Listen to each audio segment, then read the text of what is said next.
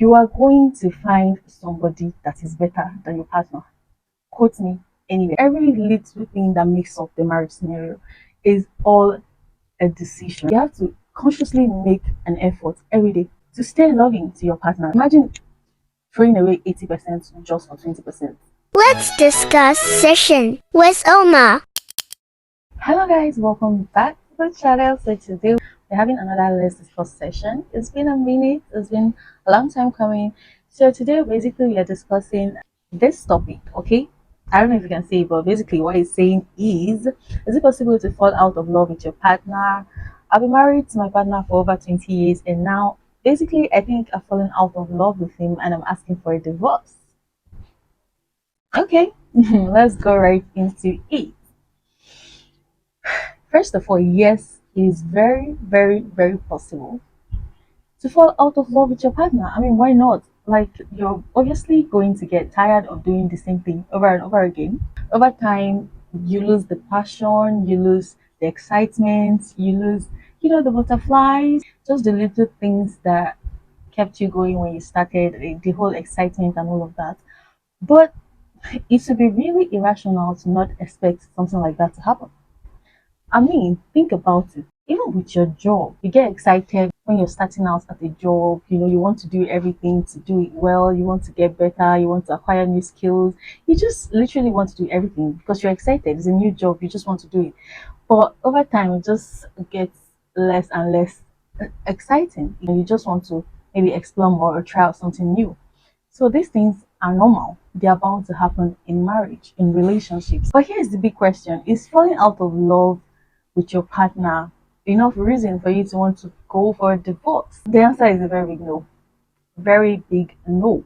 Because even the new person you think you're beginning to have feelings for and you want to try out, you're still going to get to that point where, oh, you're tired of this person, the excitement is no longer there, and you want to try someone else, probably. Falling out of love is not enough reason to want to end a relationship or end a marriage. Am I pro divorce? No, and also yes, because it depends. Calm down, listen to me. So basically, for me, there are three major reasons why I would consider a divorce, and there are three for now because so far that is what I think would be a deal breaker for me. But you never know, there could be additional reasons with time because let me tell you something. Over time, I've realized that people, humans, we we get more creative every day, finding new ways, to be more wicked and show each other shaggy. So don't be surprised if I come up here tomorrow and tell you now I have 5 reasons because for now these are the 3 reasons I think by myself I cannot tolerate. One of them is having to deal with a serial cheat. I can understand if someone cheats once out of a mistake, even though it's not necessarily a mistake. It's something you decide to do and you do it, right? But some situations can be forgivable with a proper apology and the reason why that had to happen. And then you see that the person is putting in conscious effort to get better and not return to their mistake. But someone who is a serial cheat is just going to cheat on you continually and keep doing it. It's not going to be a mistake for them, it's just a lifestyle. So people like that don't change. I cannot cope, I can't deal. I'm just gonna, yeah. So number two for me would be an abusive person. Emotional abuse, physical abuse is a no-no. They're like deal breakers for me. Okay. So I cannot even consider. I'd rather just live and be alive. Then the third one for me would be someone who assaults or sexually harasses their child, their offspring. Because sometimes you never really can tell. You'll be thinking, like, why is my child acting this way? Or why are there changes in their body system or the way they look or the way they act? You will not even know that the weapon fashioned against your child is your husband. Some fathers actually sexually assault their children. But so many people don't like to talk about it. So many people might not bring it up or bring it out on social media because it's something actually a bit embarrassing. You wouldn't want to come out and tell the world that your husband was sleeping with your child, with his child. Alright, so that's basically why maybe most times we don't get to hear these things. For me, these are the three basic things. But falling out of love is a bit too, yeah, I don't know. Falling out of love and wanting to get a divorce because of that is like saying Maybe I go out tomorrow and I find out that, oh, there's a kid in my child's school that is so smart, absolutely the smartest, smarter than my child, looks more beautiful, acts more respectful, and all of that. And because I meet this child, I want to exchange that child with my child, or I just want to ditch my child, or you know, break up with my child and then maybe adopt this new child because I feel like they are better than mine. That's basically what it sounds like. At the long run, like it or not, relationship, marriage, love, commitment, every little thing that makes up the marriage scenario is all a decision. I understand the first year, second year butterflies, the excitement and everything. I understand that there are periods like that, but at the long run, right? A conscious decision you make to stay committed to this relationship, stay committed to this marriage, to stay committed to this love thing is what keeps you going, not the butterflies, not the whole excitement anymore. I mean, you could make out time for all of that. You could try and see ways to also like incorporate them at the long run, but solely depending on them to keep you going is a no-no. It's not gonna work. It doesn't work like that. You have to consciously make an effort every day to stay loving to your partner, to stay committed to your partner, to see this through, to see that this works out.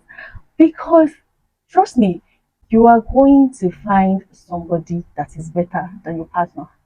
Quote me anywhere. You're going to find somebody more beautiful. You're going to find somebody more curvy. You're going to find a more muscular man or someone taller, tall, dark, and handsome. You're going to find somebody more intelligent.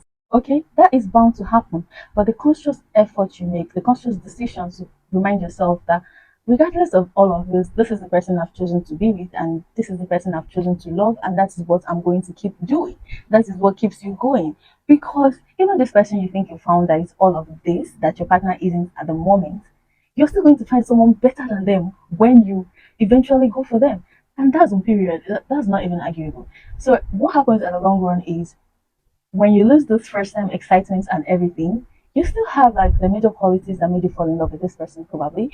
You still have like, oh, they're kind and they're loving and they're attentive and they're all of that to an extent. What happens is you begin to look for maybe they still maintain this 80%, but you now begin to look for that 20% they've lost along the line in someone else outside the relationship or outside your marriage.